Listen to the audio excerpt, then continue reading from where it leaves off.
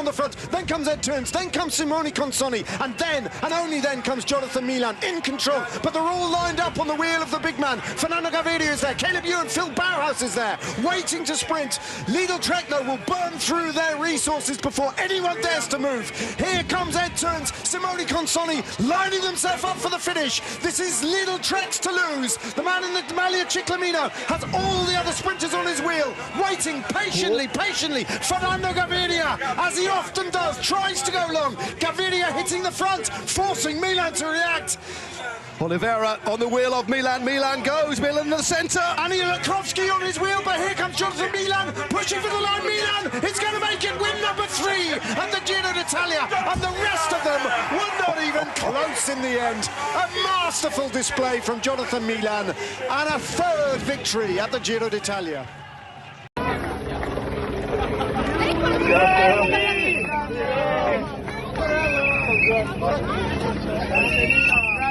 Do you feel sorry for the climbers today?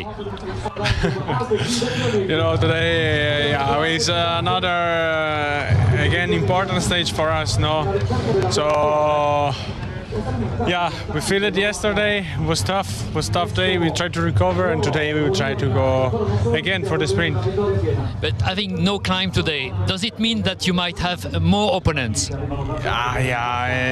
In the end, you know, also will be with this win will be a bit tricky, but for sure we'll be a bit more open. We will try to control with the breakaway that not many guys are going, so it will be not that much difficult to close it in the end. And yeah, we will try our best like we did it until now. Yeah, that's for sure. But now I think we can get the race underway and out onto a 3.5 kilometre neutralised rollout. And they'll get a sense of how the wind is blowing when they leave town, and that'll be interesting. Yeah, they will have been briefed. There might be one or two teams with a bit of a plan to maybe try. Be interested in that is on 284, Caljan 242, and Fiorelli 217, and it's those teams that attack straight away, and it's Pietrabon. Yes, Pietrabon leading, and that's. Well, there we go. Is there going to be in the start? Is Ballerini going to join them? Oh, he thought about it. Ooh, just what is he doing? It's one of. Oh, Alaphilippe. You got close at the last sprint. Even better today? Yeah, I mean, it seems to be the theme for us, just keep trying. And yeah, I think the finish suits us well with the leader that we have, and yeah, I expect we can be at the front today. In which way does it suit you better? Well, I think it's more technical. I think that helps a lot. It's not such a straight run-in like the last days. So positioning and setting up the final earlier is yeah, more important to be in a good position and get safely to the finish. In terms of pure speed, do you think you have more than Jonathan Milan? No, not at all. I think he's by far the fastest, possibly the fastest in the world at the moment, and yeah, it's going to take a really good run to beat him. So we'll see if we can try something new today. Fasano second, following stage to Andorra first.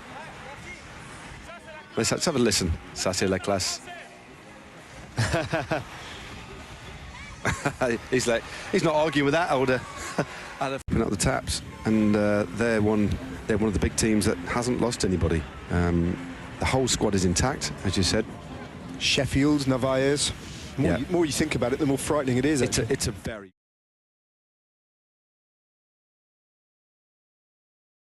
And a time trial left. So in terms of ambiguous parkour where teams can be disruptive, and thinking about the race rather than it's just man on man, there's not a lot of that left. So most of the terrain is just going to suit Tadej Pogacar, and whether he's isolated or not, it's going to be hard to put him into any difficulty. Is what's going to happen. They're dividing the spoils. There's not the body language there from Tonelli. No challenge then to Pietrabon, who rolls through the first bonus sprint of the day and picks up 10 intermediate sprint points to go above Julian Alaphilippe and into the lead of that secondary classification. And about the wrong way, possibly taking it a bit too much. Ooh, I know. Yeah, no, it's just he's going into the supermarket car park there. Just thought for a minute he spotted someone he knew. Yeah, two looks like it might be. Again, an acknowledgement that they're actually taking a few more points away from him in defence of Fiorelli's lead in this classification. That does make a lot of tactical sense. and it's fair given what they allowed Pietrobon to do earlier on. As we look at the Autodromo Enzo e Dino Ferrari at Imola, the location, of course, of Julien Alaphilippe's Road Whirlwinds a few years ago. And they were a late replacement, weren't they? And this weekend is the Formula One race that was cancelled or postponed last year, wasn't it? Because of the floods. They decided they couldn't possibly go ahead, given all the people trying to make their way here for Formula One. And you can see in all the paddocks, all the bits and pieces, all kinds of intention that they might plan a move like this. A change in direction has prompted all sorts of action. It's go time for the Inoes Grenadiers. Jonathan Narvaez, Tobias Foss and Geraint Thomas driving this on. And look how much road they've got to play with ahead of them here. So real danger, and the first sign of splits there. Holding on to their advantage here, but it's only 24 seconds now to the three riders at the front of the race. Big question for me is how long will this group ride? Still a long way to go, 56 Ks. Yeah. Given that cross headwind, they won't be riding much in excess of 50 K an hour. It's still an hour of racing, about an hour and a quarter, I would say, of racing.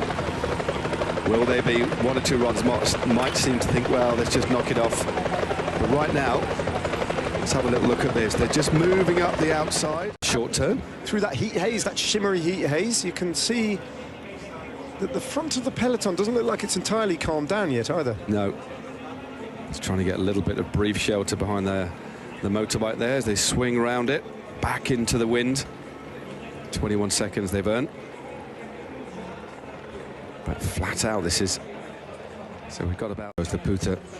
Oh, it's been a big crash. Ooh, Polchicometa rider just getting down back from under that barrier there. And the rider on the floor, I think it's David Decker. Oh, no, it's not, actually. It's Ewan Kostu, their climber. Yeah. And that's forced a little bit of a split in the bunch as well. Yeah, Nora Quintana was down in that one as well. Got a feeling Ben O'Connor might be the wrong side of that. There's a Decathlon AG2R jersey there. Cofidis rider, that's Ruben Fernandez, their climber.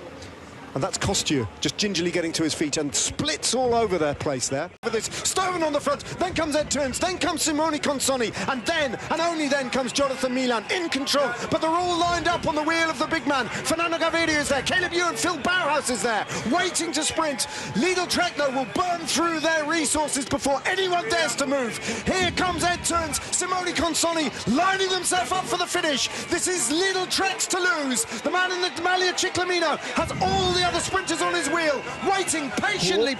Fernando Gaviria, as he often does, tries to go long. Gaviria hitting the front, forcing Milan to react. Oliveira on the wheel of Milan. Milan goes. Milan in the centre. Aniolkowski on his wheel, but here comes Jonathan Milan, pushing for the line. Milan is going to make it win number 3 at the Giro d'Italia, and the rest of them were not even close in the end. A masterful display from Jonathan Milan, and a third victory at the Giro d'Italia.